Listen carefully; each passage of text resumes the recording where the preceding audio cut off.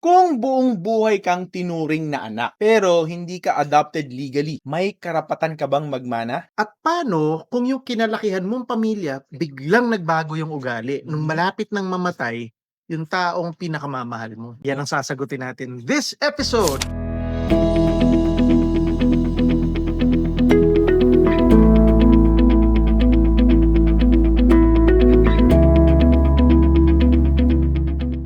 Welcome to Legal Guide Philippines, where we simplify the law to help you make better choices. I'm Attorney Erwin Zagala and I'm with my partner. Attorney Ramon Ramirez. So, ang pag-usapan natin ngayon is yung storya. May nag-consult sa atin a few days ago and humingi kami ng consent, no, para mapag-usapan natin yung sitwasyon niya. No? Ang maganda kasi rito, yung situation niya hindi kakaiba. Actually, ang daming makaka-relate dito. So, Yes. in helping one person, I think we'll be able to help a lot of people. Correct. Go ahead. Ayan. So, ang pangalan ng nag-consult ay si Angela T. So, si Angela, she's in her late 20s to early 30s, no? Based dun sa usapan natin. No? So, ano ba nangyari kay Angela? So, si Angela, she's an abandoned child, no? And hiniwan siya in the care of kapitbahay actually. Kapitbahay. And hindi na nakita yung mga magulang nitong si Angela. Since at the time walang anak yung mga kapitbahay, and I think they were trying for a child. Mukhang hindi kaya. Parang perfect, no? Perfect na, Win-win. sige, Oo. ampunin natin to or alagaan natin tong bata. Yan. So, inalagaan si Angela, no? So, this couple, itong neighbors, they raised her as their own child, no? Unfortunately, never nilang, alam mo naman dito sa Pilipinas, yung mga ampunan, di ba? Ikaw, I'm sure, I think in your family, you also have mga kapatid na inampunan nung magulang mo before, di ba? Ganun din, no? Pero without anything official. Without anything official, hindi sila nag-file sa court or whatever. Yan ang nangyari kay Angela. Eventually, nagkaroon din ng anak yung magulang niya, no? Yung adoptive parents niya. Nagkaroon din sila ng anak. So basically, naging ate siya. Parang ganon, oo. And walang pinagkaiba sa treatment, no? She was treated exactly like yung biological children nung mga adoptive parents niya, no? Same school, same food, same everything, no? As if kapatid talaga siya. Umattend sila ng school events, referred to her publicly as anak talaga. Yun ang ano niya, no? Yun ang nangyari. Yung tipo pag may family picture, nandun siya. Yes, oo. Kompleto. So, lahat kompleto. Photos, memories, wala talagang pinagkaiba, no? Except na hindi sila yung totoo niyang magulang. Very close siya to her mother, no? Actually, ang nangyari pa nga, no, nung naglakihan na yung mga kapatid niya, no? Yung iba, humiwalay na yung mga kapatid niya, humiwalay na. Bumukod na, no? Siya, or yung mga adoptive niyang kapatid. Nagstay siya with her parents, no? Her parents, inalagaan niya sila. Pati yung mga medical bills, sinasagot na rin niya. No? Hindi ko lang sure kung nag-share yung mga kapatid, pero siya mismo, kumbaga binalik niya yung favor. Yes. Kumbaga turing niyo sa akin bilang anak, ituturing ko rin naman kayo na bilang magulang na totoo. Correct. Okay. So, hindi siya palamunin, no? Hindi palamunin si Angela. Nagko-contribute talaga siya, no, sa bahay. In fact, pati sa pagpapaayos ng bahay. Lahat, no? So, lahat ng gastos ng anak, basically. Exactly. Parang kung anong ginagastos ng pangkaraniwan ng mga panganay. Yun din. Parang ganun na ganun. Technically, siya kasi yung panganay. Yes. Sa lahat. Oo. So talagang yun ang nangyari. Kaya lang ngayon, medyo may sakit. May sakit na nga yung kanyang mga adoptive parents, no? I don't know kung ano nangyari or hindi namin kinonfirm, pero medyo hindi na sila ganun ka super friendly nung mga kapatid niya, yung dalawa niyang kapatid, no? So medyo nakakarinig-rinig na siya ng mga little things, no, from her siblings, no? They're saying na hindi ka naman tunay na anak. Yun, no. Yun ang hinihintay. Pag may nangyari sa wala ka namang mamanahan sa mga natin. Sakit pag kunwari papagawa yung alulod, anak ka. Oo. Pero pag manahan na, biglang hindi ka na anak. Yan, parang ganun ang nangyayari, no?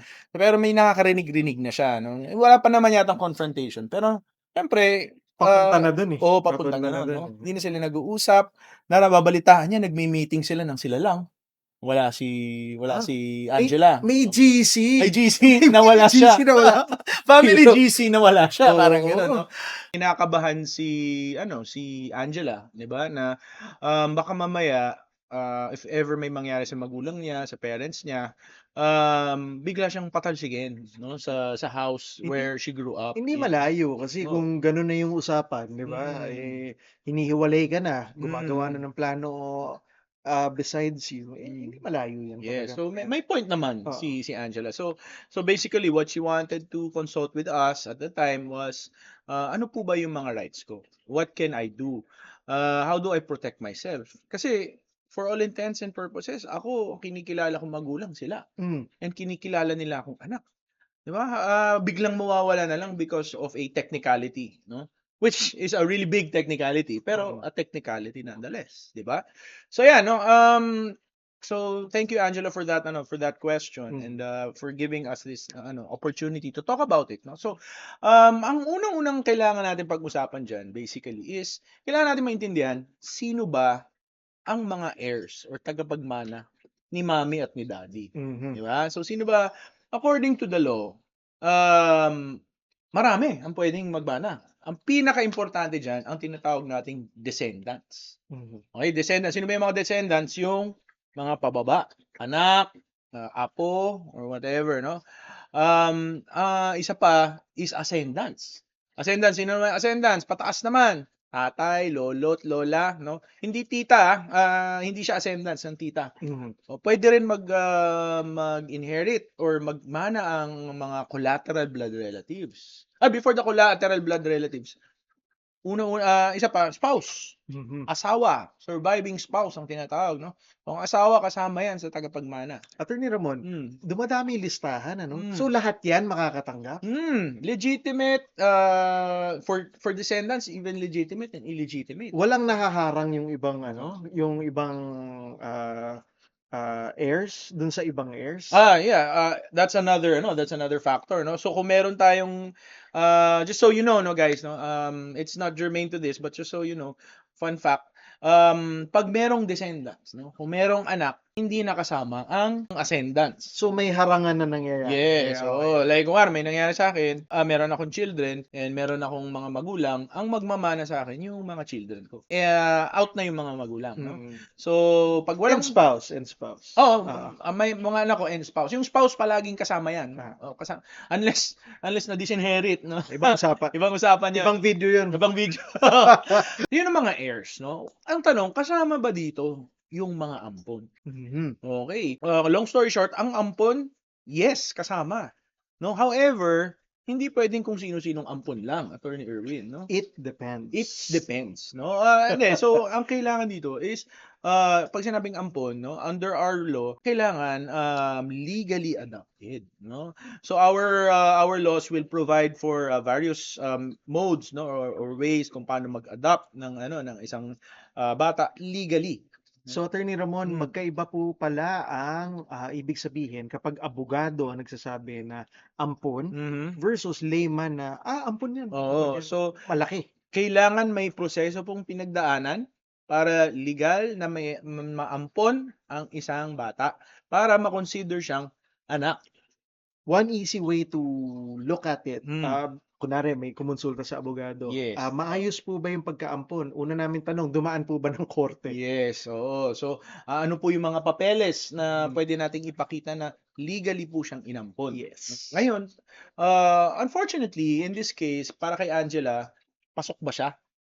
Well, hindi dumaan ng korte, 'di Yes. ba? So, parang Very yung informal. yung pagiging ampon niya in the layman sense na ang Mm. turing sa'yo kasi anak. Mm. Pero from a legal perspective, nagkulang po. Yes, correct. Kung magiging technical tayo, Angela, to protect your rights, maybe hindi natin masasabi kasi na you are a child of your parents right now, no? Kahit na minahal ka nila ng todo, kahit na mas paborito ka nila kaysa sa mga totoo nilang anak, kahit na ikaw ang pinakamabait na anak sa buong mundo, sorry, you can't be considered as a child nung inyong adoptive parents. So, yung tipong pag-recover ng mana Mm. as an heir, malabo. Malabo. Pero Attorney Ramon, are there other things that Angela can do Yes. para makaano naman? Correct. Ayan. Oh. So, yun din naman ang mga gusto, yun din naman ang tanong ni Angela, no? So, kaya niya, kasi may point yung mga kapatid niya, eh. Di ba?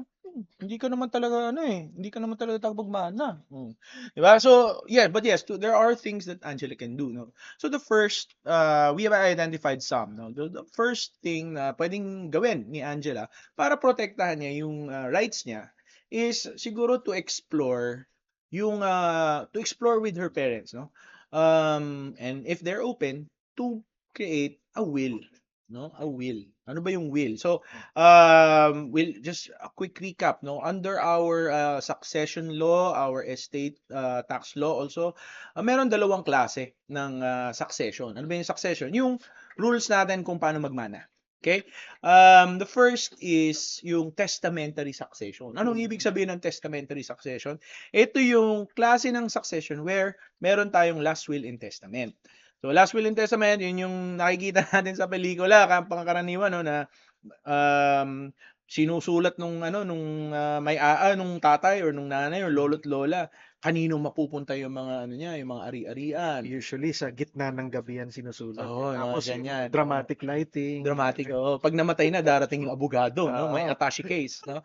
Gano'n, 'no? So, we have a version of that in the Philippines, and you call that, last will and testament. 'Pag merong last will and testament, ang tawag diyan testamentary succession. Mm. Okay? 'Pag wala, which is maybe I would say, very high 90% of 95%. yeah, mga gano'n. Siguro, 'no, we don't have the statistics, pero I suspect na gano'n.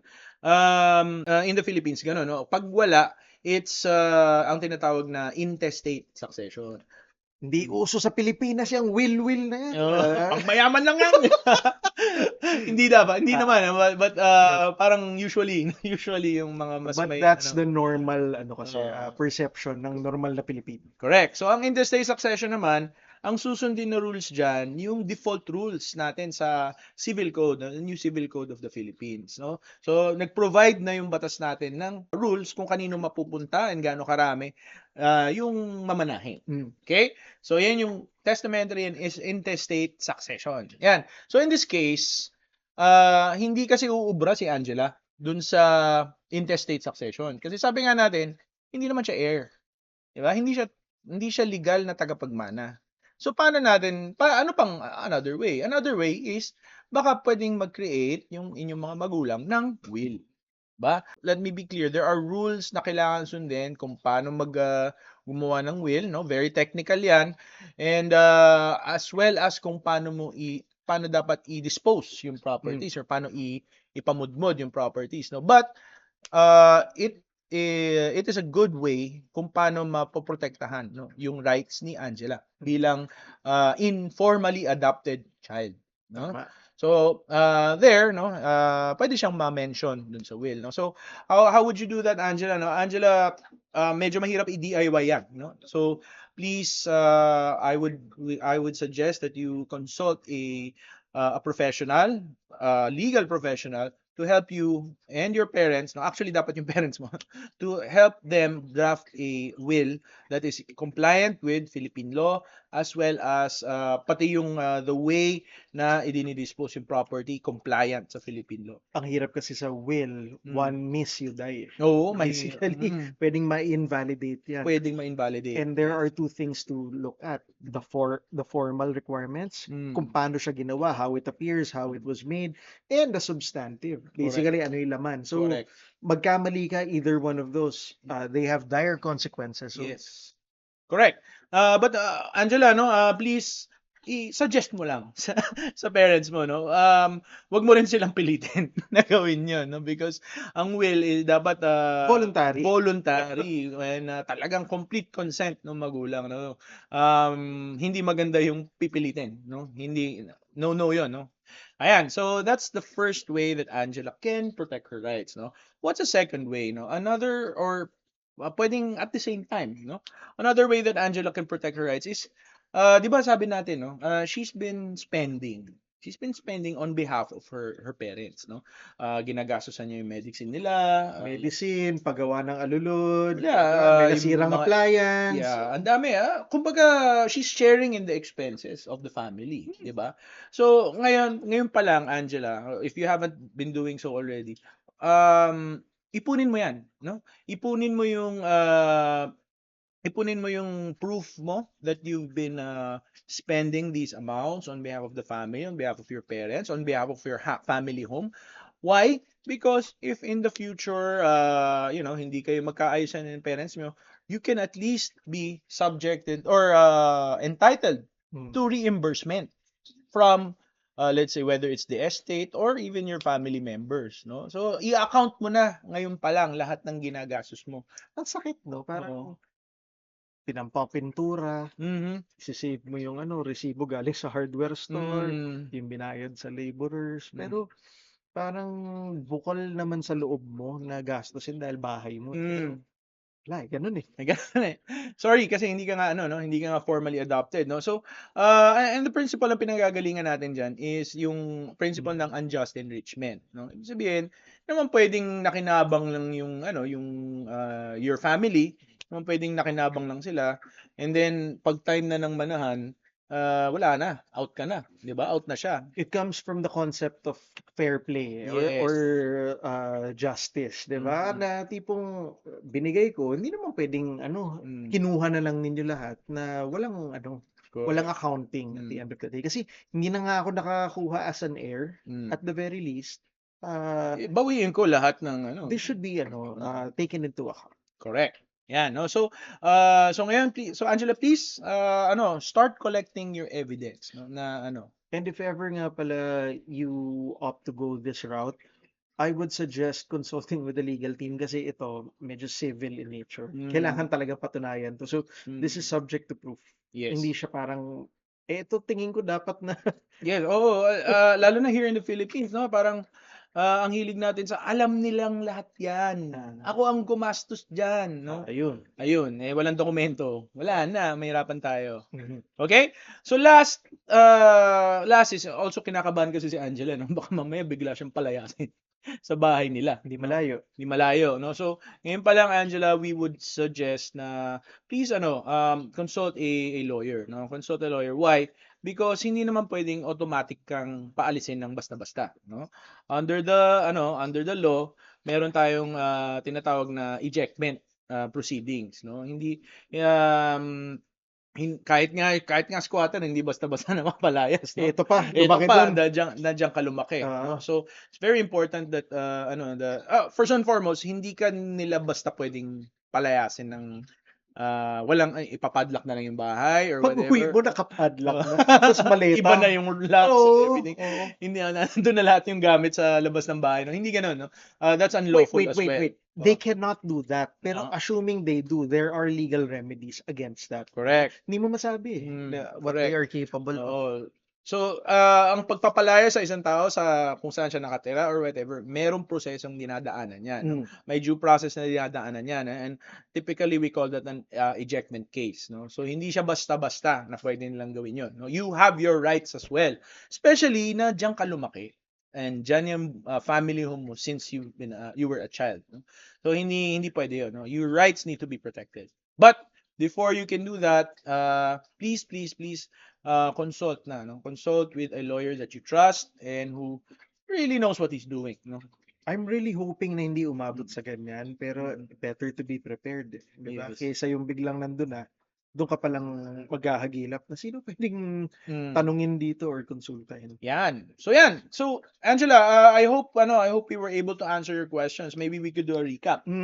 O sige. So ano yung mga questions ni Angela first? How does she is she an heir, no? Does she have the right as an heir? Our answer is unfortunately no, Angela. No, hindi ka heir, hindi ka legal heir, no? So sa ngayon, it is what it is, no? Now, how would you protect your rights? We said first, explore with your parents and that they have to consent to it. Maybe creating a will, no? Which will involve you and which will protect you to a certain extent, no? Another way is already kolektahin nyo na, no? Or i-gather mo na lahat ng evidence of all the expenses that you've been incurring and everything, no? Lahat ng mga shoulder mo na ng pagpapaayos ng kung ano-ano and pagpapa-improve dito, papagawa ng kusina. Please collect all those documentation, ba? Para if the time comes na kailangan maglabasan ng resibo, meron kayong resibo. third is fourth pala, no? Is consult a lawyer with respect to yung mga if in case impending na yung pagpapatalsik sa'yo sa bahay, no? Sa ejectment case, no? So, an ejectment lawyer, marami niya, no? Maraming ejectment lawyers there, no? Around, no? So you can consult, maybe look through Google or whatever. Okay? Now, so yan, ayan, those are our answers for Miss Angela. That's a fantastic recap, Attorney Ramon. And for most of you watching, this episode was able to tackle most of the things that people think about. And if that's you, then you're welcome. But there will be some people watching this, and baliktad naman yung naging epekto. Parang dumami pa lalo yung tanong. Di ba, Attorney Ramon? Pwede. Oo naman. Oh. If you have more questions, we do conduct a workshop and it's called the 4-step estate settlement system. Now, you can learn more about this workshop and sign up for it by clicking on the link below. We will put it somewhere. Now, in the description. Yeah, in the description. And in this workshop, you can learn, well, how to settle the estate of your loved ones in a clear and organized step-by-step process. No? You will learn how to compute yung taxes and fees na kailangan yung bayaran sa gobyerno. And you will learn how to transfer the properties ng mahal nyo sa buhay in the least with the least possible hassle. But if what you need is a legal consultation, then please don't hesitate to consult with experts, preferably those who already have experience in estate or inheritance matters. Okay, you can use this video and what you learned as a jump-off point para pag kumonsulta po kayo, medyo may running start na, may momentum. You Yes. already know some of the topics, and you can use that to expedite things. Correct. But if you do want to consult Attorney Ramon, myself, and members of the team, you can actually go to our website at www.legalaccess.ph and book a consultation there. That link will also be in the description. Yan. So one last thing, no, our culture here in the Philippines, it's a very loving one. No? We always hear of stories na children taken in by mga butihing couples, di ba? And just to be able to give them love and care, no, to another human being. Wag natin sayangin yung love na to by not ensuring that these children are protected in the future. So let's take the proper steps to adopt these children legally or leave something behind for their future. So wasn't that simple? Now go make better choices.